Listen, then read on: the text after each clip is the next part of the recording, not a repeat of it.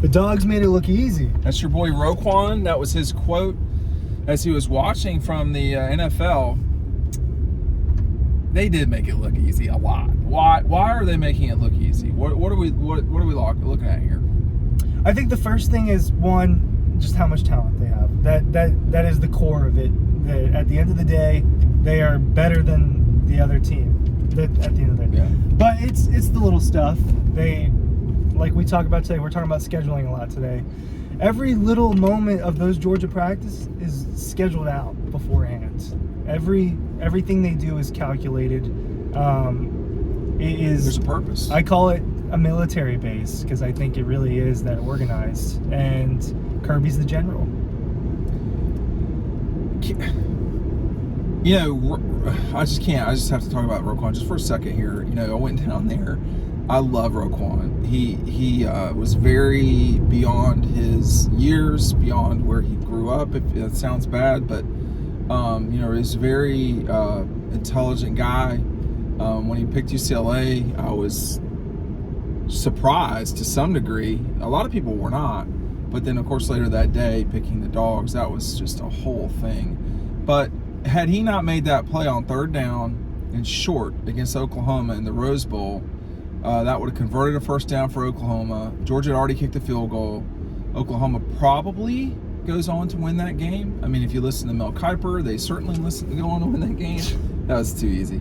But I think Roquan understood. Roquan was a part of the beginning of this thing. You know, in 15, he didn't play a ton for Georgia. In 16, Kirby and them started using him more and more and more. Kevin Shearer, the linebackers coach at the time. And then you had, you know, Roquan becoming one of the best linebackers of that decade in college football. And whereas you're more of an NFL person than I am, where is he in the pantheon of NFL linebackers currently? Yeah, he's a top 10 middle linebacker. He's one of the guys you want, probably a top 5 middle linebacker. I was going to say 10 seems a little low. There's a couple guys that are largely seen as better than him. The 49ers, Fred Warner is one of those. But he's a superstar. I mean, we're talking about a superstar caliber player that gets paid superstar linebacker money. Middle linebackers have been devalued over time, just the way running backs have. They're kind of the running backs of the defense when it comes to that. And his stance with the Bears may be what the future is.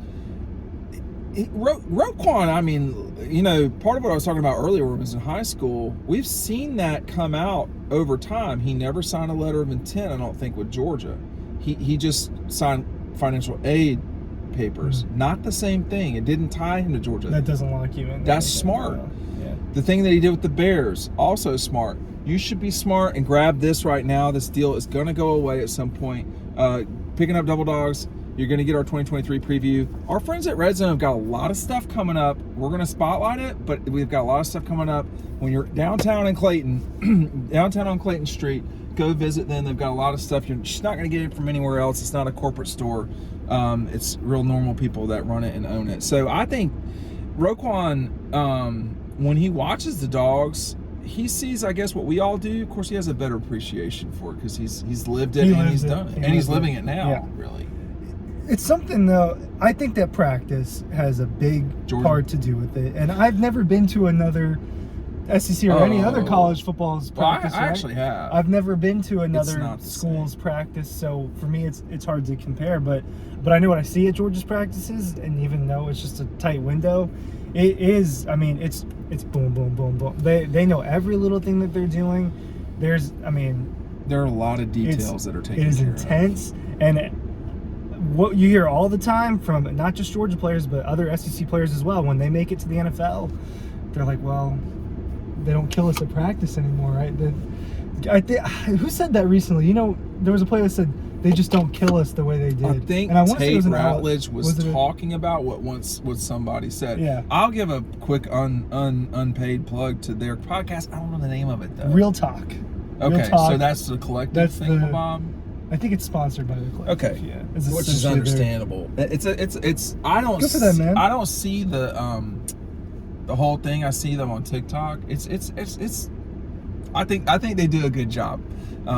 They're not two idiots in a car, but well, I think they got Zion Logue as the new guy that's replacing Goody.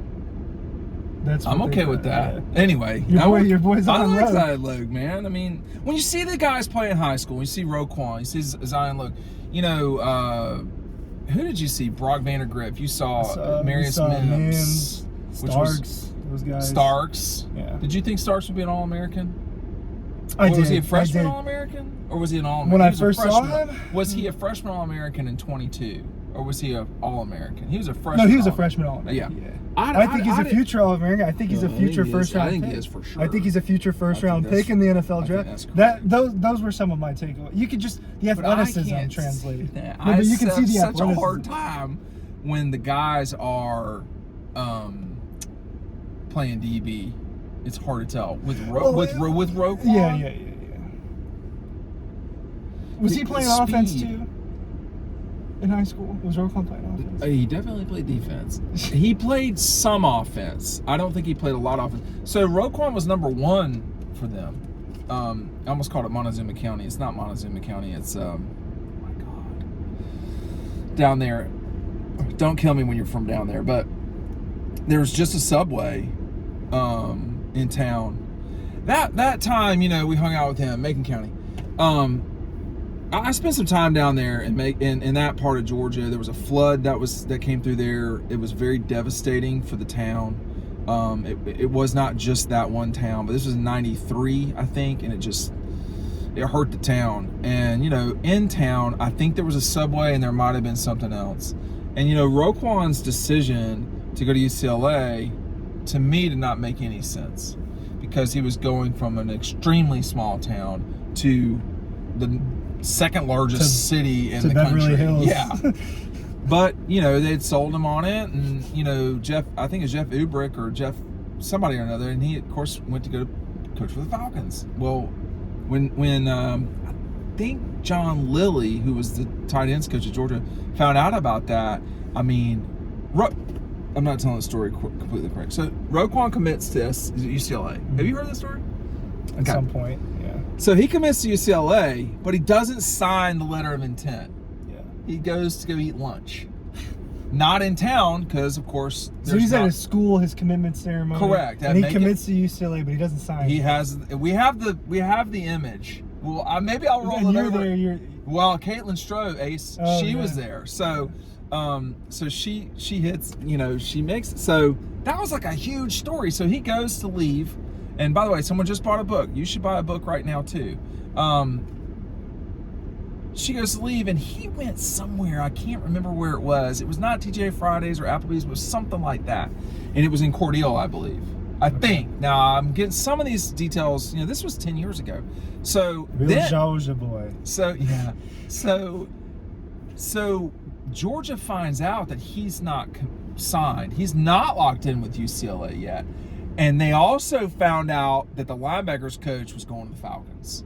And that Jim Mora and at UCLA had not been telling them the full truth the entire time for that period of time. And man, Georgia, wham, they were on it hard. So I think it was Lilly, but it was definitely Mark Richt. Of course, they were going crazy because everybody, if you watched Roquan play, you could see the speed, and his chest was huge. And just to be able to run like that, abnormal. Yeah. Nothing normal about him. Intelligent, the ability to run, the player, leader, all that stuff. And everybody in the league that I know, they were always very envious of Roquan Smith's ability, not just to play football, but other stuff too.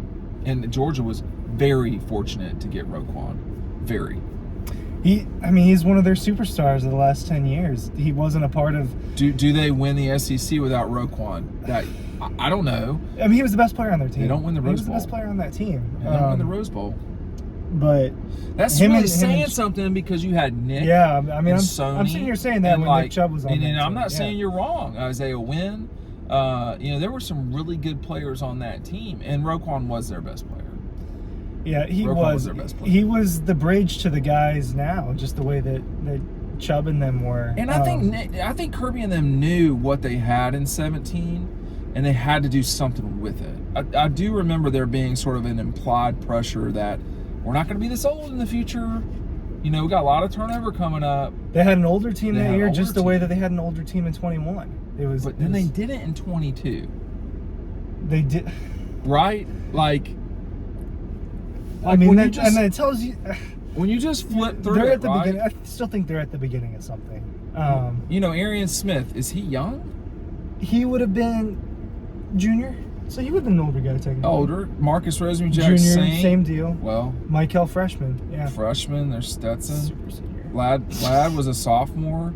Jalen's Jalen a obviously junior. was a junior. Keeley was a junior. I mean, they did have older players, but Stackhouse, Brinson, these were not seniors. Brock Flowers, obviously, Carson Beck. These guys are all younger guys, and they're making, you know, plays. So it will be tougher for them without Kenny and so forth. But Roquan's right. The Dogs, they're the real deal for sure. We'll see you on the next video.